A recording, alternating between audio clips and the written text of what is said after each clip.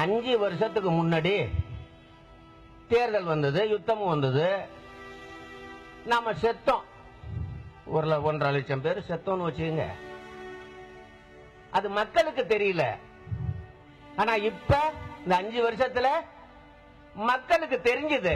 கொலை நடந்தது, ராஜபக்ச கொலை செஞ்சான். இதுக்கு முசோலினி நாட்டில இருந்து கொடுங்கோலன் முசோலினுடைய வாரிசாக வந்த சோனியாவும் துணை நின்று,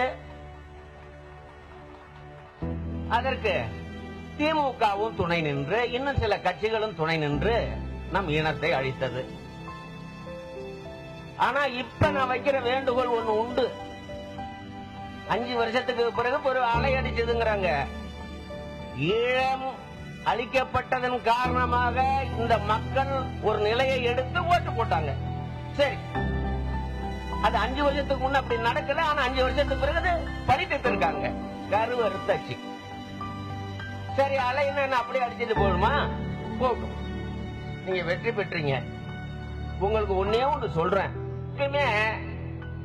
மக்கள் போராடலன்னா அந்த வெற்றி பெற்றவங்க எல்லாம் வேற வேற திட்டங்களை போட்டு கொண்டுட்டு போவாங்க.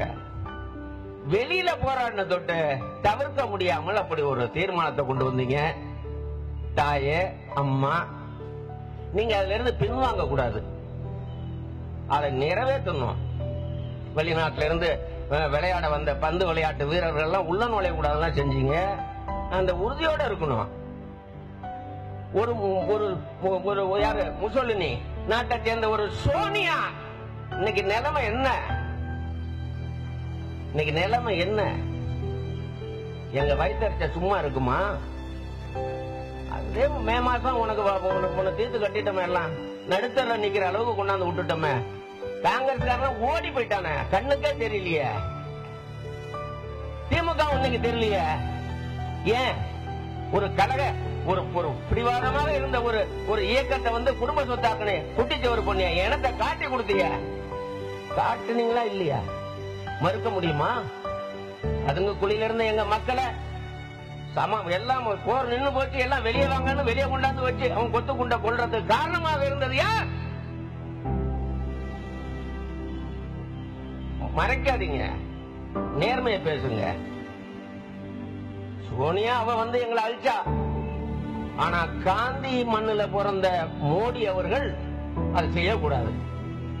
ஏன்னா முந்தைய அரசு மேல நான் ஒரு குற்றச்சாட்டு வச்சு முழக்கமே போட்டேன். காந்தி தேசம் கொடுத்தது, புத்த தேசம் கொண்டுதுன்னு. அந்த நிலையை நீங்க உருவாக்கிட கூடாது. உங்களுக்கு ஒரு நெறியோட தான் இருக்கீங்க. ஏன்னா அந்த கூட்டத்துல நீங்க போய் ஒரு டீ வித்த ஒரு பையங்கிற நீங்க அறிமுகப்படுத்திக்கிட்டு நின்னு அங்க ஆட்சி செய்ய முடியும்னு கூட நான் நினைக்கல. ஆனா உங்க வலிமை அப்படி சொல்லுது, நான் ஆட்சி செய்யலாம், தூங்க மாட்டேன், உழைப்பேன்னு. எங்களையும் மறந்துடாதீங்க. முதலமைச்சர் போட்ட தீர்மானத்துக்கெல்லாம் நீங்க துணையா நில்லுங்க. எவ்வளவு அவசரம்? முதல் வாழ்த்து முத்தமிழறிஞர் வாழ்த்து போகுது. உன்னை அடிச்சு துவைச்சு எடுத்தாச்சு. இங்க இருந்து நீ முதல் வாழ்த்தான், அப்பா பிள்ளைங்க 2 பேரும் வாழ்த்து போகுது. இன்னொருத்தவங்க வாழ்த்து போகுது. யாரு? கொலகார பையன் ராசபட்சனுடைய வாழ்த்து போகுது. போகலாமா? அவன் அழைச்சான்னு கூட நீங்க போகலாமா? அவனை எப்படி போக முடியும்? ஒரு இனத்தை அழிச்சவனை போய் நீ பாக்குறது துரோகம் இல்லையா? ஏற்கனவே போய் கை கொடுத்தவங்க அதெல்லாம் என்னாச்சு? அன்னைக்கு சோனியா வாழ்வுன்னு சத்தம் போட்டவங்க எல்லாம் என்னாச்சு? நம்ம மறக்கலாமா? இனத்தை அழிச்சவங்களை போய் நீங்க பார்க்கலாமா?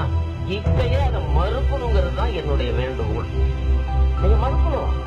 நீ கொலகார பாவி, 2000 இந்து கோயில்களை இடிச்சவன், 200 சர்ச்சுகளை இடிச்சவன், 200 மசூதிகளை இடிச்சவன், அநியாயம் பண்ணி அவன் என்ன சொல்றான்னா, கலப்பணமாக்கு, முறையற்ற போற நடத்து, எதை வேணாலும் செய்ய. இன்னைக்கு நடந்த செய்தி என்ன தெரியுமா? ஒரு மனித மிருகங்களுக்கு யாழ்ப்பாணத்துல தேர்ந்தெடுக்கப்பட்ட நம்ம முதலமைச்சர் இருக்கிறாங்க.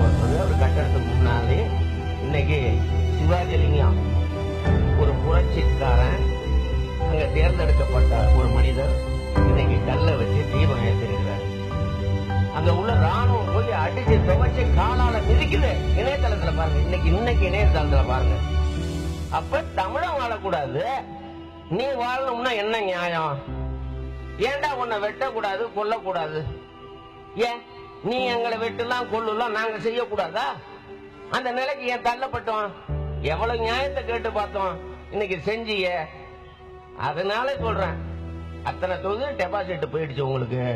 முத்தமிழ் அறிஞர், நாளையில இருந்து வாய பொத்திக்கிட்டு இருங்க. ஈழ பிரச்சனையை பத்தி நீங்க பேசாதீங்க. ஈழ பிரச்சனை நாங்க கையில எடுக்கிறோம். அது எங்க போய் முடியுதுன்னு பாப்போம். சுப்பிரமணிய சாமியும் சோவும் அங்க உள்ள சுஷ்மா சிவராஜும் எல்லாம் பண்ணிடலான்னு ஒண்ணு மனப்பால் குடிக்க கூடாது. திமிருவோம்.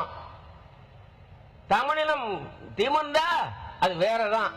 அது உங்களுக்கும் தெரியும். இங்க மோடி அலை ஒன்னும் வீசல, அது எங்களுக்கும் தெரியும். எனக்கு தமிழ்நாடு, இந்தியா தமிழ்நாடுங்கிறது வேற வேறதான். நீ வேணா இந்தியாவுள்ள நாங்க இருக்கிறோம், வேற வழி இல்லாத. ஆனா நாங்க வேற, நீ வேறதான். என் மொழி வேற, உன் மொழி வேறதான். என் சாப்பாடு வேற, உன் சாப்பாடு வேறதான். என் நாடு, எனக்கான நாடு இருக்கு. நான் ஒரு இனத்தை சேர்ந்தவன், நீ வேற இனத்தை சேர்ந்தவன் தான். அதெல்லாம் நான் ஒண்ணும் நம்ம என்ன அதுக்குன்னு எல்லாம் ஒண்ணுன்னு சொன்னா ஒன்னாயிடுமா என்ன? சரி, நடந்தது நடக்கட்டும். நேரம் கருதி நான் சும்மா போறேன்.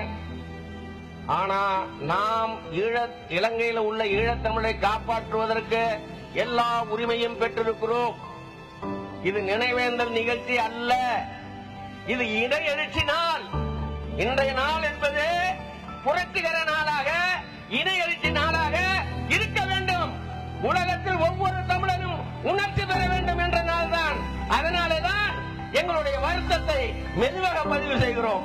உணர்ச்சியோடு எழுவோம், விழ விழ எழுவோம், ஒன்பதாய் உருவாகும்.